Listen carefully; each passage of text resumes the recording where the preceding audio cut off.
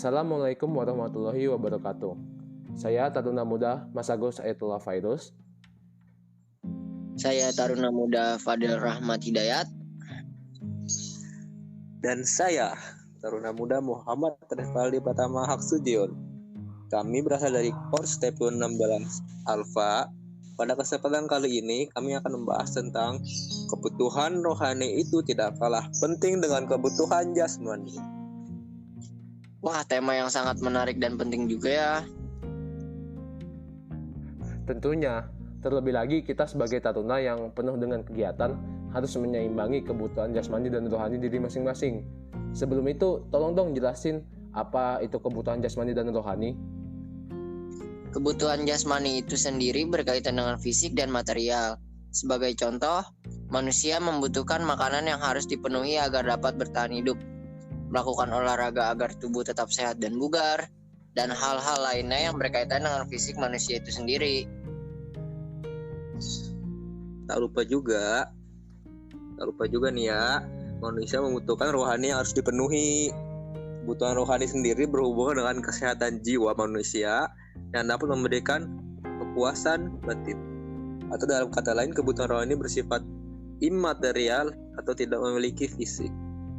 Nah, kebutuhan jasmani dan rohani ini sangat diperlukan dalam menjalani kehidupan ya. Keduanya harus diimbangi dan jangan sampai satu aspek saja yang dipenuhi. Terkadang dalam menjalani kehidupan manusia itu sering lupa kalau tubuhnya itu atau kebutuhan rohaninya itu kurang atau belum tercukupi. Mengapa? Karena sifat kebutuhan rohani yang imaterial membuatnya sulit diukur baik dari orang lain maupun diri sendiri.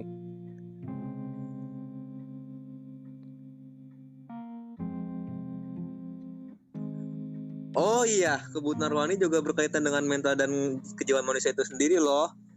Sebagai contoh, orang yang stres mungkin diakibatkan oleh kurangnya perhatian atau kasih sayang dari orang lain yang dapat mempengaruhi mental orang tersebut.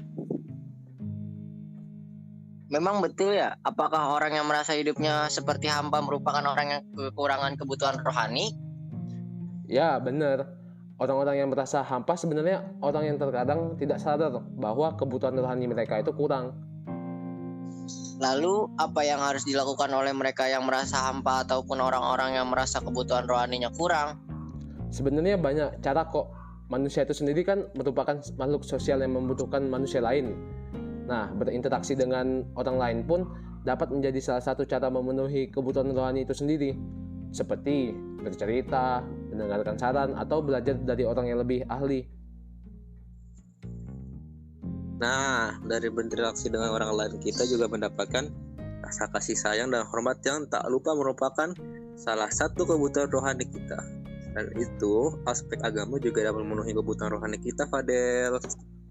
Berarti sebagai muslim, berzikir, sholat, berdoa, dan sebagainya itu apakah salah satu cara mengisi kebutuhan rohani kita juga? Betul, Fadel. Jadi Fadel, dengan adanya kita menjalankan ibadah sebagai umat beragama, kepuasan batin kita akan terpenuhi.